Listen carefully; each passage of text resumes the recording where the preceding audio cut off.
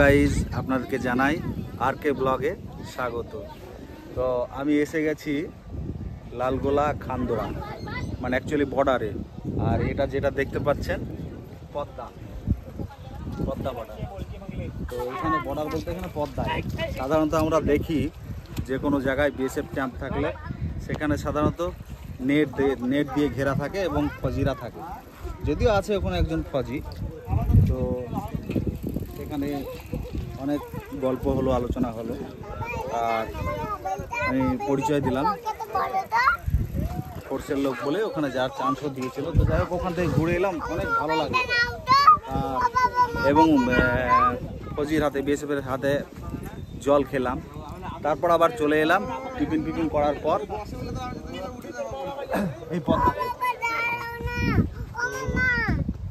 পদ্মার আমি যে সৌন্দর্য আপনাদেরকে কতটা তুলে ধরতে পারবো জানি না।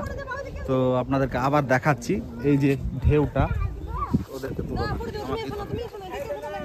এই হচ্ছে। তারপরে চলুন একটু ওইদিকে যাই।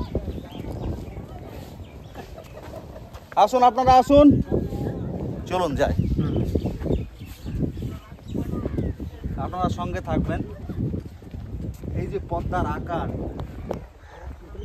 ওই সাইডটা দেখতে মানে সমুদ্রের যে মজাটা দেখা যায়, তো সত্যি ওইটা বোঝা যাচ্ছে মানে অনেকটা। যদিও পদ্মার সঙ্গে আকাশ পাতাল তফাৎ সমুদ্রের, তো দেখুন কতটা দূর গিয়েছে। মানে এটা বর্ষাকাল বলে আপনার জলে ভরাট হয়েছে, যার জন্য এই সৌন্দর্য দেখা যাচ্ছে। এই যে নৌকোগুলো দেখা যাচ্ছে, যদিও এই যে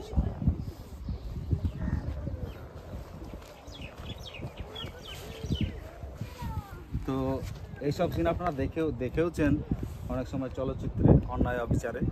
এই যে নৌকো থাকতো, মাঝিরা মাছ ধরতো, তো এই সময় মাছ ধরছে না। আমি এখানে খোঁজ নিলাম ইলিশ মাছের জন্য।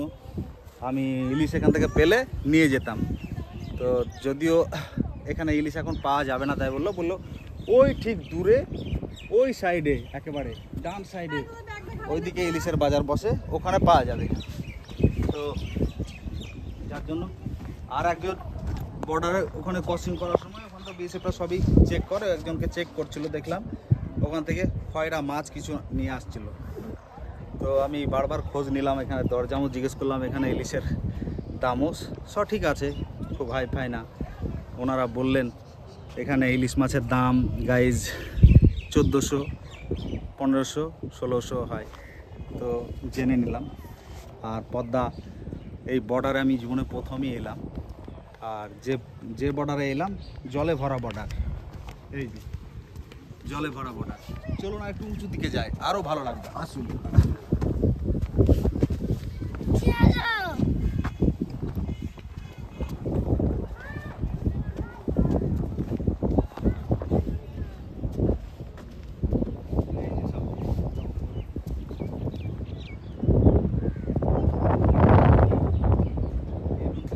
দেখতে পাচ্ছেন সারিবদ্ধভাবে, কতটা সুন্দর লাগছে দেখতে।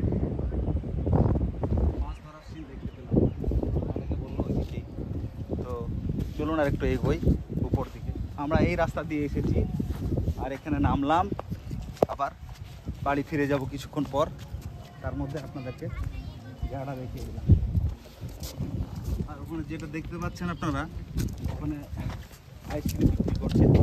ওই সাইডে একটা মুদি দোকান আছে, মুদি দোকান না, ভুল করলাম। তো ওই দোকানটাতে আমরা বিস্কিটগুলো খেলাম। আর প্রথমে পেরিয়ে গেছিলাম লালবাগ স্টেশন, যেটাকে মুর্শিদাবাদ স্টেশন নামে পরিচিত।